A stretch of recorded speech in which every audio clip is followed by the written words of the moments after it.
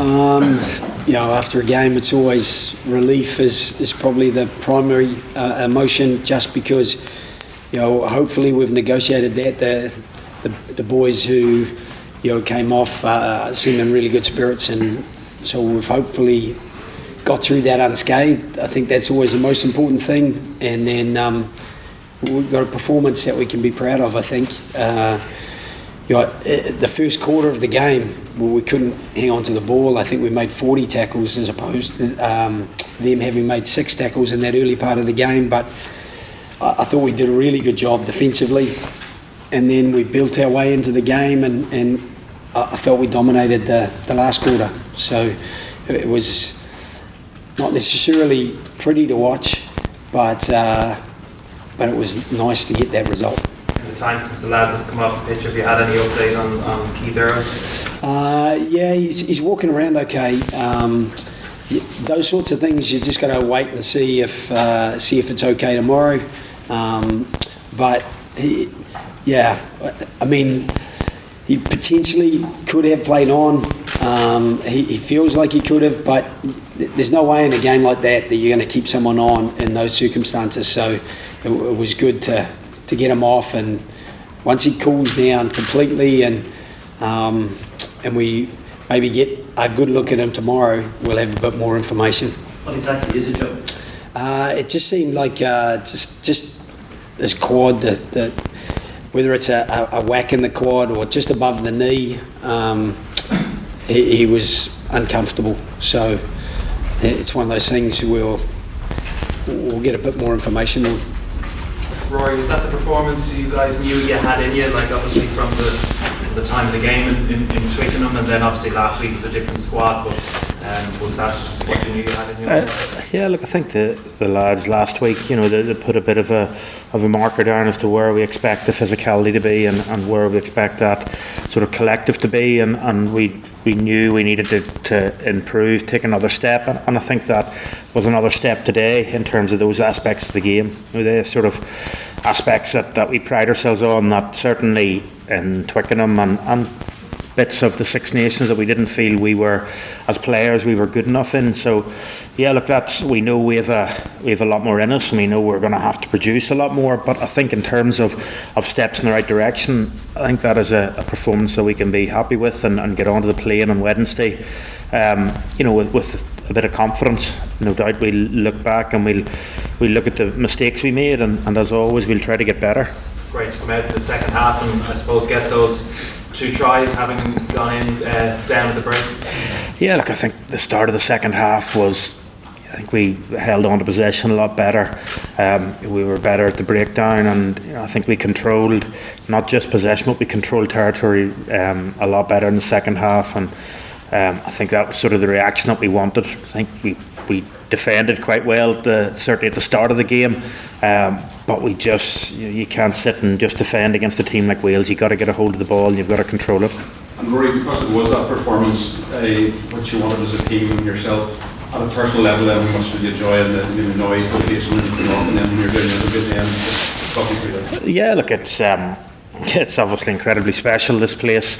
Like I said in that interview, it's had some wonderful memories. It's had some ones that you've had to use to try to be better, and to get that reception from the supporters here, it's nice for my mum and dad and my young family and my wife to be in there and to hear that. It's nice to see that probably over a fairly long period of time you've done more things right than not, and to get that appreciation is lovely. But look, ultimately it was about to making sure that we were able to build on last week, and it's nice to get the standing ovation and the applause, but ultimately the performance and the result is far more important than that.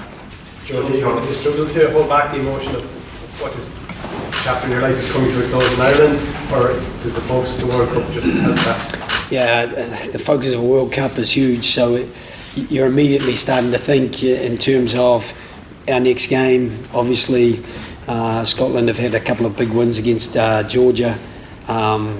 They had a good win against France after doing a little bit similar to what we did against England. and not really being ready to go from the very start. But that's the nature of these kind of pre-World Cup test matches, where people are trialling combinations and people are at various stages of preparation. So for me, it's been good to take the emotion out of it, as emotionally connected as I am to the team and the performance, to the Aviva Stadium and what it's meant over the last 10 years. I was here at the first game of rugby with my kids, watching an under 20 game with the 4 provinces mixed into 2 teams, and so I was here for the first game of rugby, and ever since then I've had some really special experiences just being here and absorbing the atmosphere. It's phenomenal for such an open stadium, the volume of noise that gets created, and we are incredibly lucky with the support that we have, and I think that was evidence with the support Rory got coming off today, and thoroughly deserved support as well. John Klein put in the kind of performance that you wanted from him, and show why you picked up. Yeah, solid, not spectacular, making tackles, hitting good solid tackles. He's a good man for us in the engine room, and I think James Ryan is James Ryan really. He just keeps setting a bar for himself and then looking to jump a little bit higher, and I thought Ian Henderson added some value, and we've got Tyke Byrne there, so it's going to be a good contest for those spots. And they're 4 quite different profiles of second row, so it allows us a little bit of flexibility in how we change up the game during the game or from game to game. But it's that ruck continuity, isn't it? It's just, you always need people who are just going to hit the rucks and make sure you keep the ball. Yeah, and he can carry okay as well. He's a big man. And I think across the board there was a real work ethic out there today, and as I said, it wasn't necessarily wasn't flash, but it was functional, and sometimes when you're building towards something you want functional. I thought the first try was really well constructed for Rob Carney to get over. We went through some good phases when we made a couple of line breaks. Jordan Lama, Josh van der Fleer, I thought we looked dangerous with the ball, but once we got to squeeze them in the 22, I thought we muscled up really well on the back of good set piece, our line out, our scrum. I thought they were real go-tos for us today. Joe, you brought on a lot of power up front at the end. How important is it that you almost finish with a stronger or bigger pack in the games that come? Yeah, I suppose, I think it's strong, the guys who come on, but Dave Kilcoyne is dynamic. Sean Cronin is not a huge man, but he's dynamic. It's those sort of players that can change it one way, and then you've got the sort of power player like an Andrew Porter, like Rhys Ruddock. I thought Rhys came on and added a real bit of impact as well. Jack Hardy probably didn't add impact. He's got very skinny legs, but he's very effective kicking with those legs. I thought put us down into the corner really effectively and ran the game well coming on. And he's a guy who's growing in confidence as well. Gary Ringrose's first involvement, making that tackle in behind the advantage line and then getting up and making the next tackle. It was really probably confidence building for those guys coming off the bench as well. So I'd like to hope that it's a good mix. There was certainly some power, and those guys did well. The power players like an Ian Henderson and an Andrew Porter, Rhys Ruddock. It's great to have those guys coming off the bench. John Klein, what do you want to see from him to get to that next level? We all, Bestie just saying he wants to get better, and he's had 118 at least goes at getting better, so he's outstanding now. John Klein hasn't had as many opportunities, but we're trying to build that profile just to get him more you never want to be comfortable, but just to get him more confident that he can offer himself as a ball carrier, that he can be getting off the line and adding value defensively. And I think he does. Right from that first game where we played Italy, I think if you look back in that first 15 minutes, he's in a couple of really big tackles where he hits big men back. So, when your big men are doing that, it gives you an advantage line, and it gives you a little bit of confidence in your step and in the guys who are kind of being dragged forward with them. Joe, the midfield is another competitive area. How did you feel the combination there with Bundy and Robbie? Those two know each other inside out. They're good friends. They're good players together.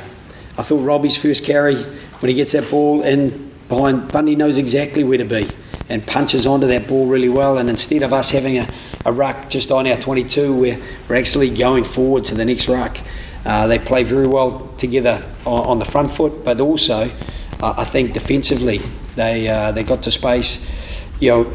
Wales scored on the back of an intercept today effectively, and it's certainly, considering we brought the ball down and then gave it seemed that they got a long way up the pitch very, very quickly.